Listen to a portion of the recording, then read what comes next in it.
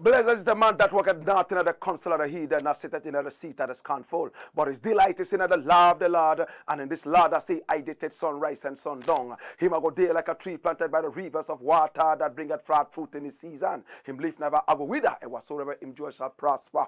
Yea! The heathen them now they saw them there like a chaff with the wind driveth away. Therefore the heathen them never go turn upon judgment, nor the sinner man them in the congregation of the righteous. For the Lord God Jah loveth the way of the righteous and the way of the sinner man them always and always. I go perish. Let everybody say Jah. This is the Black Pot, aka Kukushunamo, where we speak truth to power. Now, my brother, my sister, in every traditional African home, there is a black pot resting on the fire. And every time we see it resting on the fire, it means there's something delicious cooking. Today, we have so much delicious things cooking in the black pot. We are in the service of God and country. Some people think we just criticize, but no, we don't like to criticize. We only criticize when we must criticize, and we only criticize when we must criticize to build, not to destroy. We are in the service of God and country, all in the service of man and womankind. This is the Black Pot, aka Kukushunamo, where we speak truth to power. Without much ado, let's go straight up into what we have to discuss with you today. Now, the first thing I want to look at is something that I have titled the Citizenship Nonsense, Worldcup Citizenship Nonsense. Worldcup Citizenship Nonsense.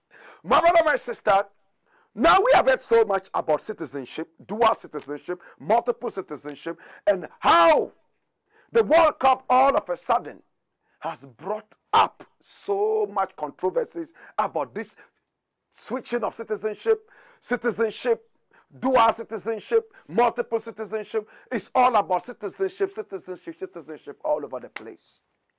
My brother, my sister, so many Ghanaian players at the beginning did not want to play for Ghana. Ghana has been able to break out, and Ghana is going to Qatar.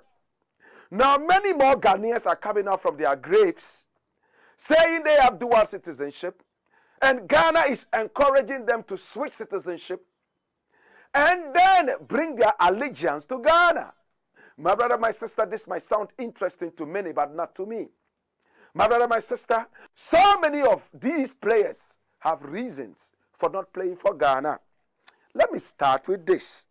Now, we all have heard about Mohamed Swalisu, right? Ghanaian father, Ghanaian mother, Ghanaian grandfather, Ghanaian great-grandfather and grandmother. All his ancestors are Ghanaians, yet he says he is not playing for Ghana. As to what his reasons are, the coach Otuado is not really bringing it out of the cooler. My brother, my sister, whatever your reason is, your nation first, right? Now that football has become more than just a game, it is a game of patriotism, a game of love, right? Some even see it as a business, which we are trying to discourage. Yes, you make so much money playing football, but when it comes to your nation's football, that is when you have to put away the business aspect and don the jersey of patriotism. Hallelujah. Hear me now, brethren. There is this gentleman who plays for Barcelona, and he has dual citizenship, Ghana and Dutch. That certainly means that he has a Ghanaian parent, right? His mother is Dutch, his father is Ghanaian, and we're talking about Memphis. Yes, Memphis Depay. His father is Depay from Ghana, from the central region. He's Fanti. Interestingly, he has made it categorically clear that he's not going to be playing for Ghana. In fact, he hates his father so much so that anytime he hears about Ghana, he gets so angry to the point that he even wants his father's name out of his name. Now, his father is Depay, right? And he is Memphis, so he becomes Memphis Depay. He wants the Depay out of his name. He decided to play for the Dutch side. Oh my God. Now he plays for Barcelona and is looking forward to playing for the Dutch side. My brother, my sister, the Dutch national team. Hear me now, brethren. Now Depay, interestingly, comes to Ghana almost every year. He's been coming to Ghana for the past decade and even over. And he has a charity organization that donates to Ghanaian people, especially people of, visual issues and so on and so forth. He loves Ghana, but he hates his father. The hatred for his father has made him deny the Ghanaian national team because he says, anytime I wear the Ghanaian national jersey, it's going to look like I'm proud of my father. No, I don't like my father, but I love the Ghanaian people. Now, the love for the Ghanaian people, is it strong enough, or should it have been sufficient to have him come to play for the Ghanaian national team? No. He says, no, I'll do everything possible to help my Ghanaian people. I will try as much as possible to do whatever I can do to support my Ghanaian people. But to play for the Ghanaian team, forget about it. The Black Stars is out. There's another guy there, oh God have mercy, who was also born in Spain. But he has Ghanaian parents as well, my brother, my sister. Now I want you to pay attention and listen to this very important thing. His name is Inaki. Now, Inaki Williams plays in Spain. That's where he plies his football trade. Interestingly, he also has a Ghanaian father. And he and his father have decided to sit together, and he would now switch citizenships to play for the Ghanaian national team. Daniel Omokachi is a football legend from Nigeria, and he has something interesting to say. Now, he says that he loves the guy called Osimhen. Yeah? Osimhen.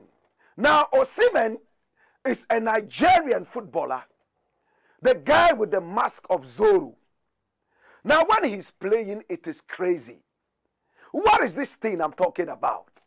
He was born in Nigeria, bred in Nigeria, suffered corruption in Nigeria. In fact, he suffered the pangs of pain under Nigeria's leaders who were so corrupt. But that is not enough for him to say, hey, I'm not going to play for my national side. Now that I'm in the limelight, I could just decide to play for the country of my dreams. He's still playing for his country. My brother, my sister, though he plies his trade outside Nigeria, he is 100% Nigerian and supports Nigeria every time when Nigeria is playing. That's why when you see him on the field, he's running like a mad horse. Daniel Omokachi says a lot of these players who are now running to play for Africa is only because they have been rejected by the other countries where they hold citizenship. Should I say it again? Should I say it again? I am saying that Daniel Omokachi says that Nigerian players who hold dual citizenships out there, especially those born there, are only running back to Nigeria and some other countries to play in the World Cup only because they want to feature in the World Cup, one, and two, because they have been rejected by their countries, other countries that they owe more allegiance to. My brother, my sister, this brings us to the same topic of patriotism. I am not enthused about people who have dual citizenship and multiple citizenship. One leg here, one leg there. When here starts to shake like pokpok bili, then they run to the other place, or vice versa. They are here. Such people are hypocrites. The Arabians call them munafikun. Hey, such people will never help you move. They are with the hypocrites, and they are also with the truthful loyalists. When they are with the hypocrites, they sell out the loyalists to them. And when they are with their loyalists, they sell out the hypocrites to them. Such people are two-faced people. For me, if there was a way to cancel the so-called dual citizenship in Africa, it will help Africa, because we need people of quality, loyalty to make Africa grow. Some people might not agree with me because they already have dual citizenships and multiple citizenship. I have no problem if you have residential status. But I have a problem if you are African or whatever and you hold dual citizenship. Where do you belong? A house divided against itself shall never stand. Now America says America first. Ghana says Ghana first. Which one is first to you? With a dual citizenship of Ghana and America. Think twice. Now the next thing I want to look at, my brother, my sister, is this interesting thing. And I know you want to hear it too. Oh, Lord have mercy. It is something that I have titled Presidential Dishonesty. Kwesi Pratt. You know Kwesi Pratt, don't you? He's a senior journalist. I love him. I appreciate him. When he speaks, I find goose pimples around me. Very studious and very, very, very artful with his thoughts. Here now, Kwesi Pratt says, ex-President Kufuor was so loyal, in fact, one of the most loyal, and one of the most honest. When he said the president was honest, that was his word.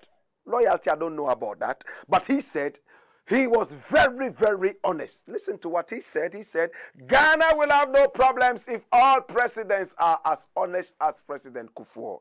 Now, my big question is, was President Kufuor really honest? Was he honest? A lot of Ghanaians love him. He was president for 8 solid years. And during his tenure of office, he was able to redenominate the Ghana currency. And then we were equal to the American dollar by his redenomination. But it looks like it brought us doom afterwards. Whatever it is a matter of, your personal opinions. But hear me now. Now, when you read this article, Kwesi Pratt Jr. says that, in fact, one of the things that made him admire J.A. Kufuor was the fact that the moment he assumed the presidency, or the president of this country, he apologized to the former president from whom he took power. And that was J.J. Rawlings. He apologized to him and said that he actually thought that the presidency was going to be a smooth thing, so he criticized him a lot. And now that he himself was president, he realized that he had criticized him beyond measure. Okay, that could have been considered honest, right? But was he truly honest? Was President Kufuor truly honest? Now, President Kufuor, for me, was not an honest man. The same Rawlings that he, in fact, apologized to, he, like a snake under grass, beat him several times on the international space and even beyond. I remember when Rawlings was traveling left, right, and center, and they gave him the so-called presidential courtesies, where if he was traveling to South Africa, the Ghana embassy in South Africa would meet him at the airport, take him to his hotel, and so on and so forth. President Kufuor at the time cut it off because he said President Rawlings was criticizing him too much. Criticizing. Watch it. Watch it. In fact, to the point that Kufuor even called Rawlings a hypocrite. Because Rawlings was criticizing him too much, he now decided that he was going to cut away the presidential courtesies. Interestingly, my brethren, watch what I go on now. President Kufuor sat down and watched Rawlings in several airports around the world carrying his own bag on his head from the plane to wherever he was supposed to go. To the point that when the president's wife was even sick, President Kufuor sat back and refused him aid from the nation that he deserved. And Rawlings said all these things. Somebody might have said that it was quite personal, but Otumfuo even called them together, sat the two of them, to try and mediate so that their feud, in fact, could be broken. But their feud went on and on and on and on and on. Watch it. Asante refused claims of feud between Rawlings and Kufuor, and right after this, he himself told the whole nation that yes, there was a small feud, but it was nullified and they are okay, but they never were okay until Rawlings died. We all remember Hotel Wawa, when the president, in fact, told everybody that the hotel was not for him. We all remember when Kwesi Pratt took his camera to go and take a photograph of that dangerous demonic building that was said to be owned by President Kufuor. And we all heard the threats that went around it. At the end of the day, Kwesi Pratt was able to go around the building and take that photograph. What did they have to hide if they were that honest?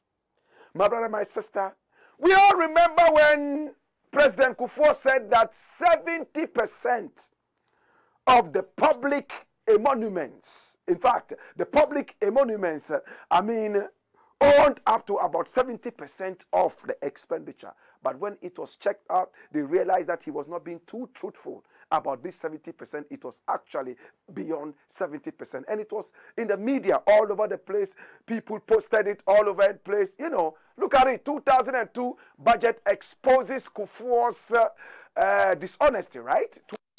Budget exposes dishonesty in Kufuor's assertion. And when you read it, you realize that the man was not totally honest with us. And what really killed me about President Kufuor, apart from the Rawlings issue, you remember one of the sons of the first president of this country, Sekou Nkrumah, right?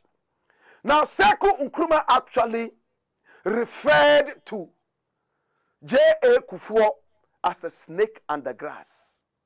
He hated his father Kufuor. Kufuor even went to the extent of saying that, hey, hear me, we had our independence too early. We should have still been under bondage and suppression.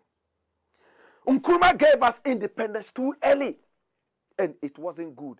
And Sekou Nkrumah was quoted as saying that when his father was in the presidency, Kufuor was one of those who criticized him dishonestly. Look at it. J.A. Kufuor is a dishonest person, Sekou Nkrumah. And when you read this further, you realize that even when in 1972, when Buzia and Edward Akufo-Addo were overthrown and Kufuor was in jail, he still spoke ill about Kwame Nkrumah. Recently, what did he say about Kwame Nkrumah? That Kwame Nkrumah was over-ambitious. Today, the over-ambitiousness of Kwame Nkrumah is what has made Ghana what it is today. This man has never apologized for all those things. They never say anything good about their predecessors. And for me, these people cannot be referred to as honest people. Now let us look at Nana Akufo-Addo. How honest is Nana Akufo-Addo himself? Nana Akufo-Addo himself, how honest is he? Nana Akufo-Addo is one of the most dishonest presidents we have had in this country. From one lie to the other. Backed by the chief liar, Bawumia.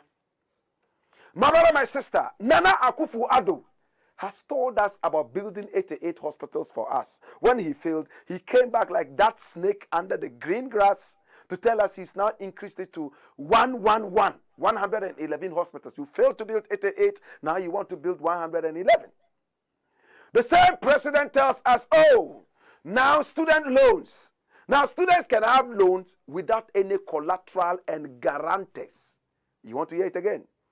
And look at what is happening. My Joy Online says, Student Loan Trust Fund defaults in payment of loans. They can't even pay the student loans. You know why? Because they knew they couldn't. But dishonesty will never let them own up and say that, no. The most honest thing Nana Akufo-Addo has ever said is that his Agenda 111 thing was nothing but over-ambitious. That's what he said 3 days ago in the State of the Joke address. My brother, my sister, as it stands right now, Nana Akufo-Addo has never apologized to the people of Ghana. telling us that we are so rich we shouldn't be poor, that he was coming to put money in our pockets, and that he was going to make this nation so prosperous that people would come from other countries for employment because there will be too much employment in this country. What's the unemployment rate in this country?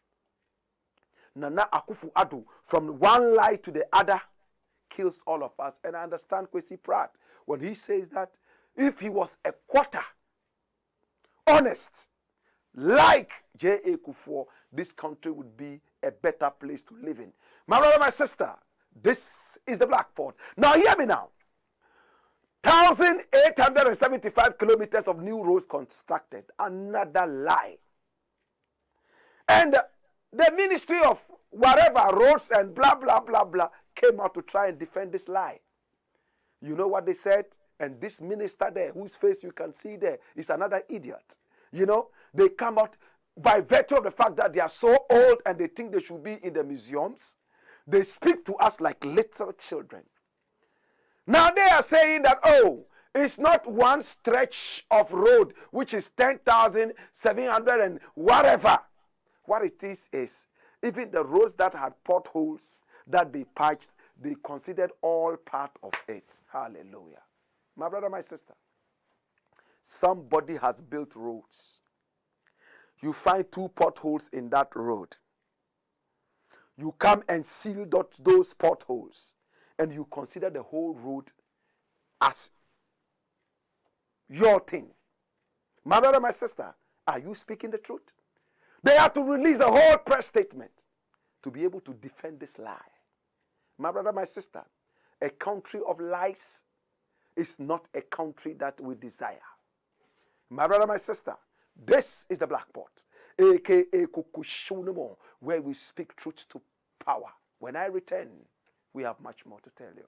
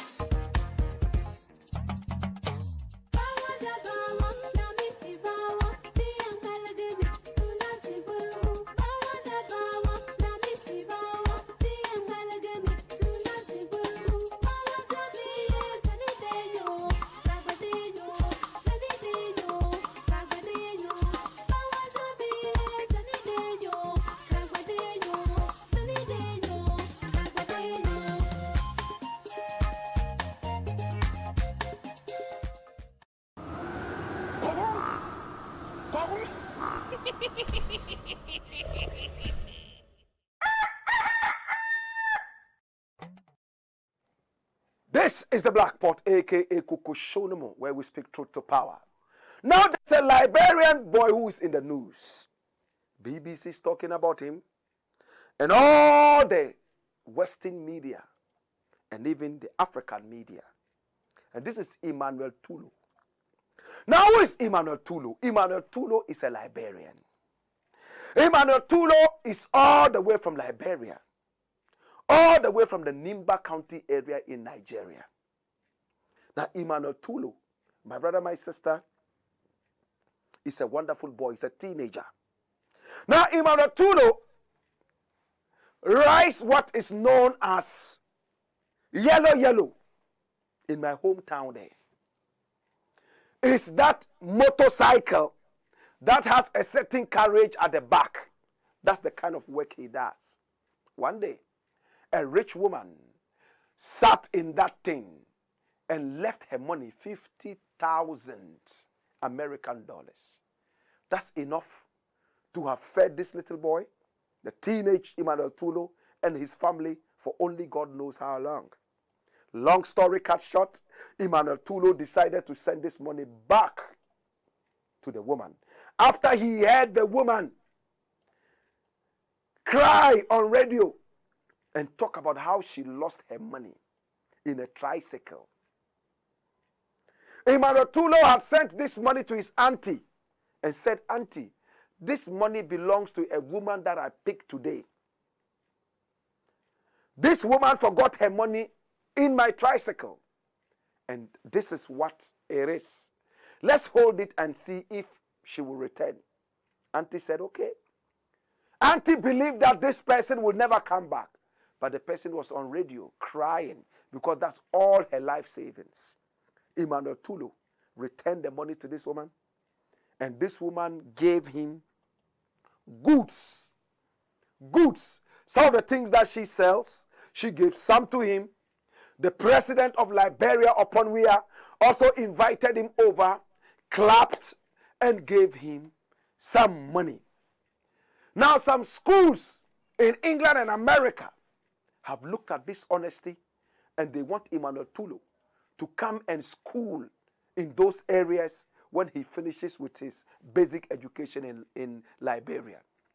Now, the Liberian authorities also took him to an international school in Liberia, a school that is meant for bourgeoisies, the elite.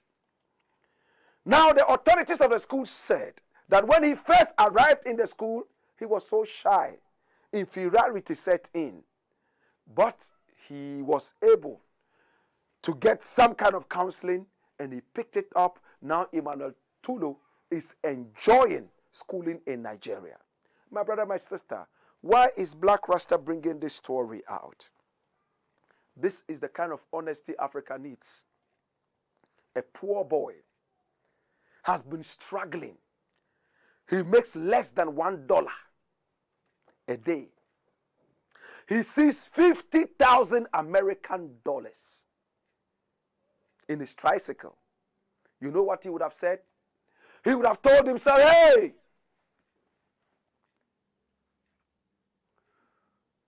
God has sent me money. He would have started speaking in tongues. Blah, blah, blah, blah, blah, blah, blah, blah, blah, blah, blah, blah, blah, blah. And if he's Muslim, he would say, Allah, Ya Allah, oh Ya Allah, Alhamdulillah. Because, my brother, my sister, some money has fallen from heaven. God has heard my prayer that I have been struggling for too long. Now he has sent an angel to put money in my tricycle. To God be the glory. He would walk out and give out $2 as alms, and he'll be okay. But Emmanuel Tulu returned the money. And it looks like he's being rewarded for his honesty. Do Africans really think about honesty? Do Africans really think about honesty? Africans, look, from our leaders all the way down to the misleaders, everybody is corrupt. There's no honesty. Look at the president. Right now, he's flying around the whole world blowing money. I don't know the president in your country, what he does. When you go to Nigeria, to Kenya, to Uganda, mention one country in which there's no thief president. Dishonesty all over the place. I know that the white man taught us how to be dishonest. When he came and colonized us, stole our gold and diamond, dehumanized us, and gave us his legacy of corruption. But have we not grown from this? Our leaders are still the most corrupt. I remember in England recently, the Prime Minister of England told the Queen of England that Nigeria was the most corrupt country in the world. Why is it that we like to wear that thing around our necks like albatrosses of corruption? Why can't we have honesty in our land? If one leader is not stealing this, the other leader is stealing that. The other day I heard about Ghana Airlines. Ghana Airlines. That there was a man there, the head there, who was being paid how much money?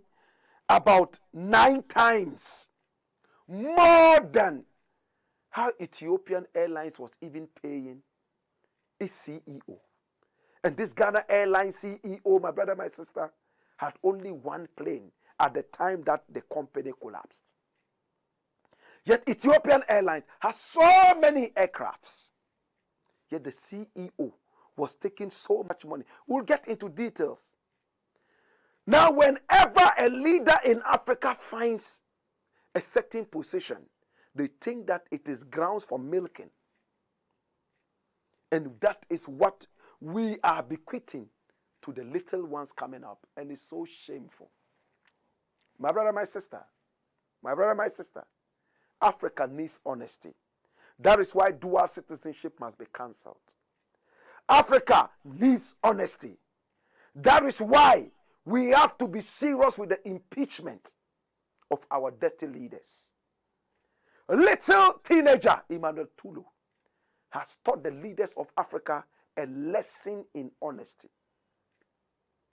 Tell me one honest leader in Africa, and I will show you a country without a flag. Show me one single leader in Africa, and I will eat my head. Africa has nothing now, killed all its wonderful ancient legacies, and has held on to the legacy of corruption. Now, even the white man who taught us corruption has expunged himself, exorcised himself from corruption. Yet we are still holding on to corruption, and it's not funny. My brother, my sister, Emmanuel Tulu has taught you something that will linger on in your minds forever. If Africa must move on, if Africa must grow, honesty can never be removed from it. My name, Blakk Rasta, and this is the Black Pod, aka Kukushonamo.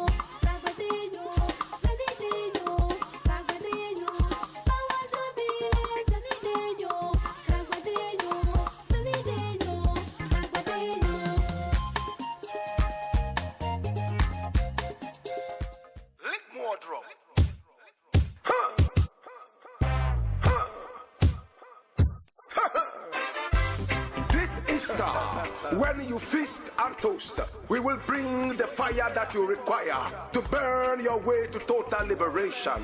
It is time for the Kuchoko Roots Festival 2022, where we take the roots to the roots, where we take the Kuchoko from the ghetto to the grotto. Date is Friday, 15th April 2022. Time is 6 p.m. until you drop, and rate is only 50 Ghana cedis. It is happening live at the Alliance Francaise behind the Opebia House, right there at 37. Hear me now. Now playing live is the ever powerful Blakk Rasta, your Kuchoko legend, and of course Rex Sobar, Ghana's high life legend, and other fire blazers like Fee Rankin, Black T, TK, Eddie Wayori, Zendima, and of course the evergreen Vibration Kings Band.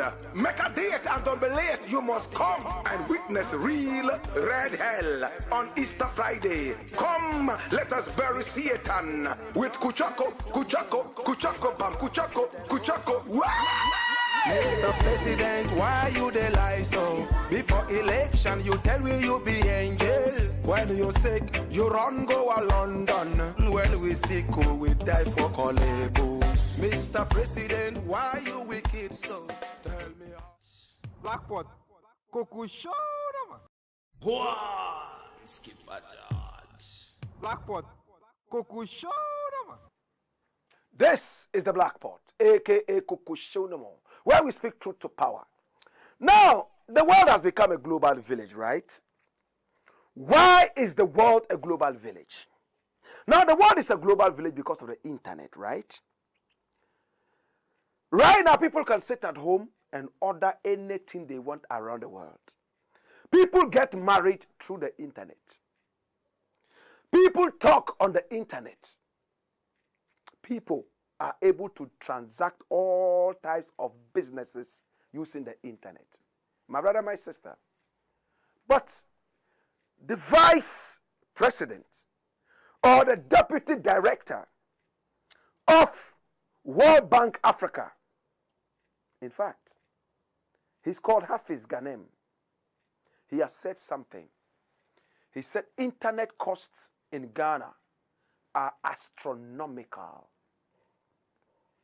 Internet costs in Ghana, astronomical. Why would he say this? In Ghana, we have a snail internet, yet we have cheetah costs.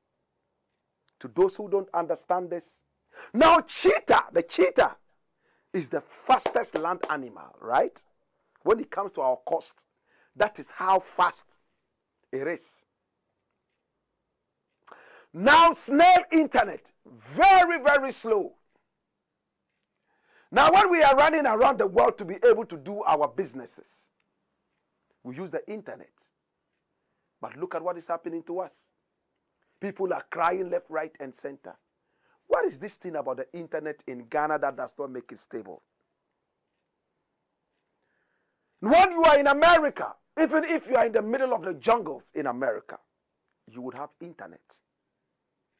But in Ghana, even in the presidential palace, you'll be shocked that there are some places where internet does not reach. What is the problem? Are we a serious people? When the world is changing, we have to change. Now, during the COVID-19, we all saw how the whole world sat behind the internet to go to school. True or false? We all saw how so many different things came out of the internet so that our lives would at least go on. If we're a country that has no respect for the internet, costs are so high, cheetah costs, yet snail, sluggish internet, then we are in trouble. Today, my brother, my sister, I do not intend spending too much time on this, but the internet is everything right now. What can you do in this country without internet? Right now, social media has taken over a lot of the traditional media. Newspapers are not selling in Ghana anymore, all because of the internet. Right? My brother, my sister, even post office, where people used to write letters, affix stamps on them and post, ran out. All because of the internet. Today, my brother, my sister, what we are going through is all because of bad leadership. And for that matter, it is difficult. Now, I've told people time and again, when I was in Guyana, for the few weeks I was in Guyana, even on the street, I could get free internet. Where in Guyana can't you have internet? When I was in Georgetown, almost everywhere on the street, I would find so much internet. Several ones that I would choose which one to use for free. In some airports around the world, you have free internet. Come to the Ghana airport, the so-called Kotoka International Airport. Tell me if there is even one that you can use. Internet has become so expensive, my brother, my sister, that it's not funny. From the time that Hafiz Ghanem said this, is still true. A lot of people are unable to deal with the internet, all because of the cheetah costs. My brother, my sister, need I say more? I'll leave it here for the authorities to deal with that, and we will talk about it another time. In the interim, this is the Black Pot, aka Kukushonomo, where we speak truth to power. Now, my brother, my sister, the next thing I want to look at is this. And I need you to open your ears with rapt attention and listen to this. You know that E-Levy has been passed, right? They've passed the E-Levy in Ghana. Passed it. People are crying. but there's a backlash. What's the backlash? There's a backlash with the E-Levy. What is the backlash? Now, E-Levy is this levy that you would pay anytime you use the wires, be it Momo or whatever, you would pay. Ghanaians are crying. Now, E-Levy, my brother, my sister, is a levy that Ghanaians are crying about. And a lot of people have also decried this. Hear me now. There's something interesting I want to share with you. And I need you to open your ears and listen with rapt attention, brethren. Now, this demonic E-Levy, we were told the government needed it because the government had to do so many things and needed money. We decried it, we didn't want it, we hated it. But with their political shenanigans, they were able to pass that. A few days after, the president is busily flying again. A few days. Remember I told you here that the E-Levy was only supposed to put money in the pockets of the pot-bellied president so that he would go on with his fantasy of flying in the air luxuriously, exorbitantly. It just came out. You all know the minister who used to handle our information as a deputy, Ablakwa. Now, Samuel Okujeto Ablakwa is a man who has made sure that wherever the president travels to, he would find out how much the president spends flying around. And just today, early this morning, it came out that after E-Levy has been passed, the president has to celebrate it. He's flying to America and one other country like that, I think England. And he's paying 18,000 American dollars an hour to fly luxuriously. We have shown you the inside of his plane time and again. This is what Okujeto Ablakwa put out. President Akufo-Addo returns to renting his favorite ostentatious 18,000 US dollar an hour ultra luxury executive jet few hours after signing the obnoxious and unconstitutional E-Levy. And he breaks it down, telling us how much money the pot-bellied president is spending. An old liar like that. I don't like this president. Look at the inside of his plane. Why do you need this? Only to go around begging. The people you go around to ask for money and beg, most of them have never even seen the inside of this plane.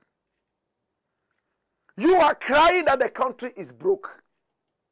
Yet, right after passing E-Levy, you are so sure that there's now money for you to exorbitantly fly around. If I had a way, and I'm going to repeat it, if I had a way of impeaching this useless president, this lying old president, I would have done it right now. If there was a button for me to press and this president would be impeached, I would do it right now. He has no respect for the feelings of Ghanaians. He's a lying, useless president who I dislike. And I don't hide it. I will stand before this president and call him a traitor, a liar. You know what he does? According to Okujeto Ablakwa, he would use a smaller jet, fly to one country in transition, and then join his luxurious private jet so Ghanaians will not see. Do you get it? It's like Ghanaians say, hey, we cannot afford to put you in an Uber or a Yango. So use trotro. So you sit in the trotro and go all the way to Circle. Once you arrive at Circle, then you join the Uber and go all the way to East Legon. That's what the president is doing. Do you agree with me that this is a useless president? A president who does not respect his people? A president who only makes noise? A pretentious, lying, dishonest president? And I say it with all honesty. Before you became president, you old liar, you told us that you were coming to make our lives better. Before you became president, what didn't you tell us? You sat in the throttle with us, telling us you were there for the ordinary man. You drank calipo like us, drank water from pure water sachet with us. Today, where you are flying, even our ancestors cannot go there. You are flying too high, high altitude. Posterity will judge your pot belly. Posterity will judge you harshly. You are a wicked man. My brother, my sister, hey, they say E-Levy has arrived. And people are panic withdrawing their money from Momo and all those places. In 2021, we heard they made $1 trillion and over out of this. Watch. Ken Ashigbe says panic withdrawals hit Momo wallets over E-Levy. Everybody's running out. Listen, I'll tell you something about Ghanaians. We might be foolish people, but sometimes we are wise, even if it's for 1 second. Ghanaians are not far from rejecting your demonic, unconstitutional E-Levy, so that you cannot fly anymore. Because all we can see now is that you are a flying president. You are an insect. Insects don't live among human beings. Stay there. My brother, my sister, now it has calmed down. Watch it. Mobile money industry processes record 1 trillion in 2021. But now, all wallets are empty. My wallet is empty. It will continue to be empty. Anybody who calls me and says, give me 2 pesos, I tell them, well, you know what? Meet me at the bank at this time.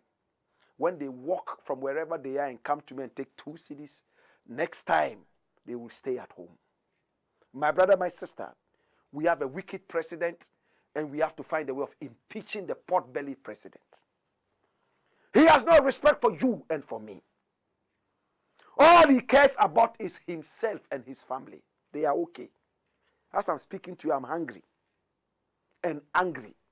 When Bob Marley sang, the angry man is an angry man. The hungry man is an angry man. The angry man is an angry man. The belly full, but we hungry. I had to cook, but the youth not. We got to chant. This is the time now. The belly full, but we hungry. The hungry man is an angry man. We got to chant them down. Impeach this pot-bellied president. How can we impeach this president? What is the way out? Make it difficult for them. How do you make it difficult? By rejecting their E-Levy. Rejecting anything that will put money in their coffers to misbehave. Be defiant in some of these things. And that way, we will be able to move forward. My brother, my sister, this is the blackboard. Now, the next thing I want to look at is what I have decided to title The Sickening COVID Excuse. Now, my brother, my sister, you realize that all over the world, people have suffered from the pangs of COVID-19.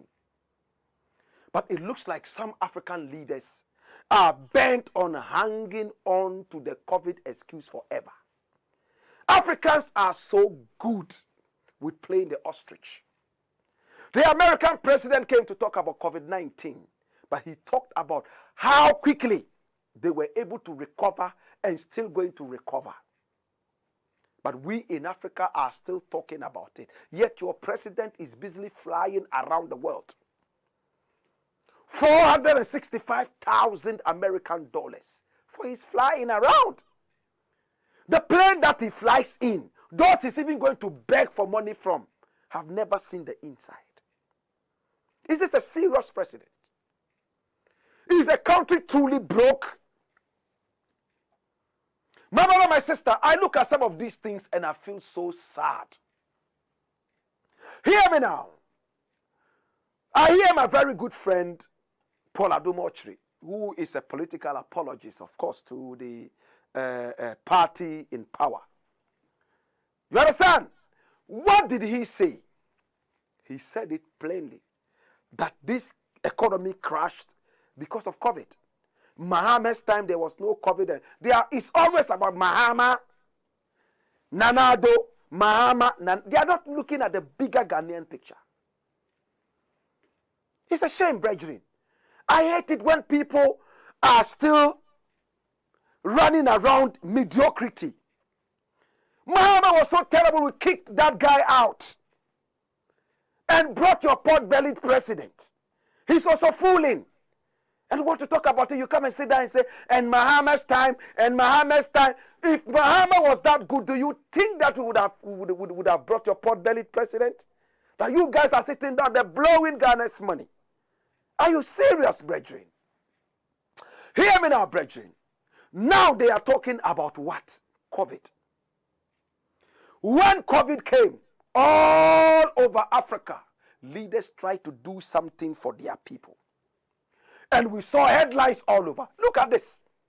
African governments mobilized to keep people fed during COVID-19 lockdowns. Jesus.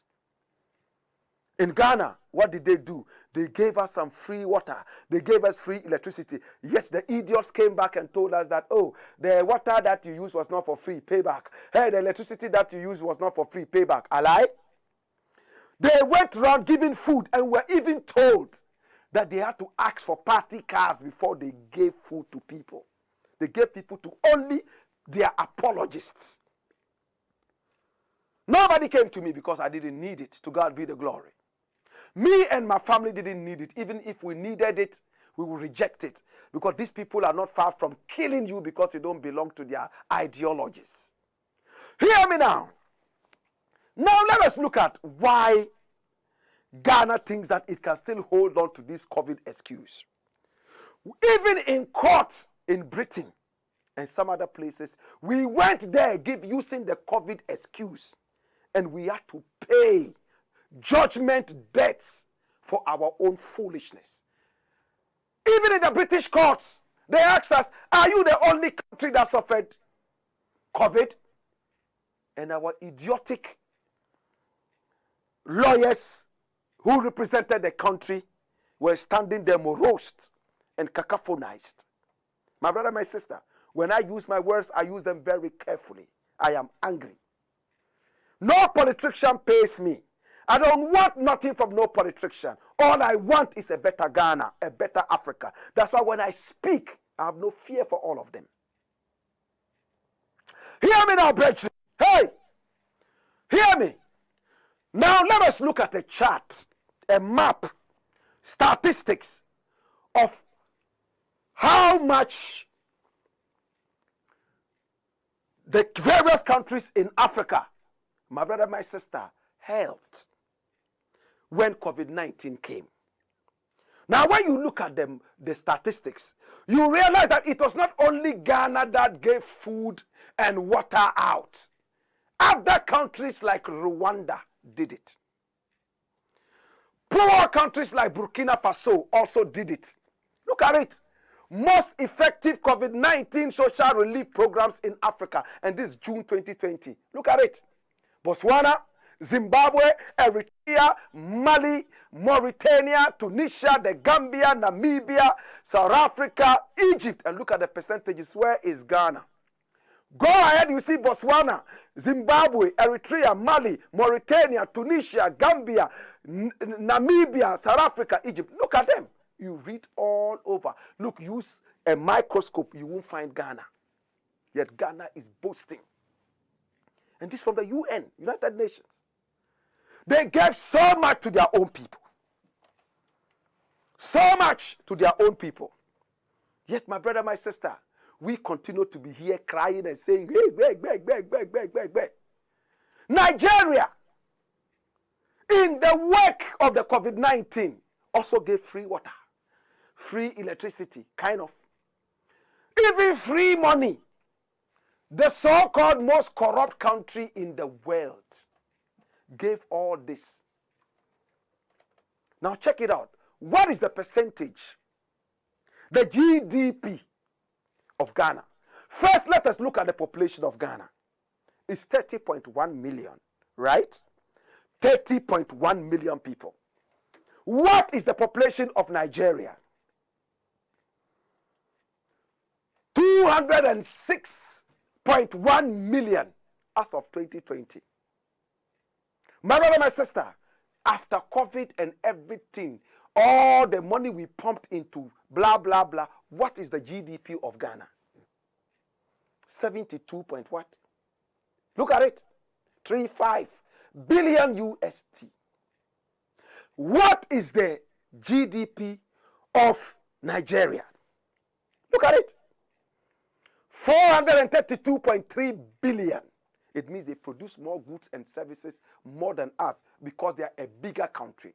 Same way, if it's spending on COVID, they also spend more because they have a bigger population, right? Now let us look at the debt stock.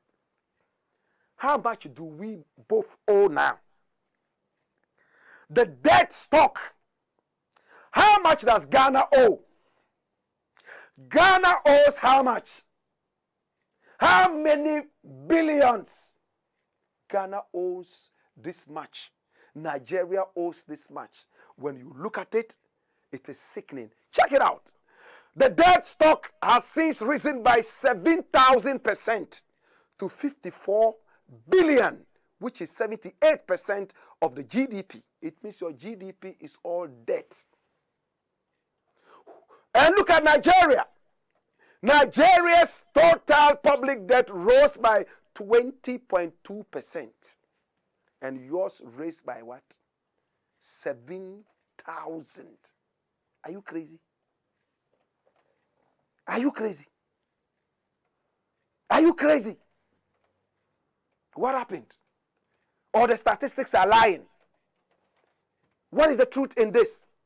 Your government is going around borrowing like mad.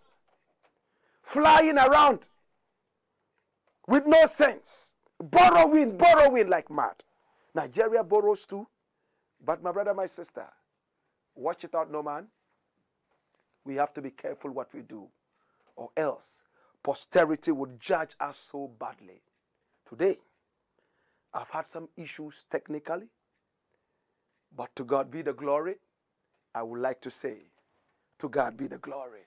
This is the Black Pot, aka Kukushunomon, where we speak truth to power. And remember, you can get us live on Pan-African TV every day from Monday to Friday from 4 p.m. till 5 p.m. We are also on Ghana Web TV, also on Loud Silence TV, and of course on our YouTube page. And it is the Black Empire Media. Our Black is spelled B-L-A-K-K. Black Empire Media. Remember to subscribe and click on the notification button so that you will be able to get us Monday to Friday whenever we come out. The name, Blakk Rasta. Boy, Skipper Judge.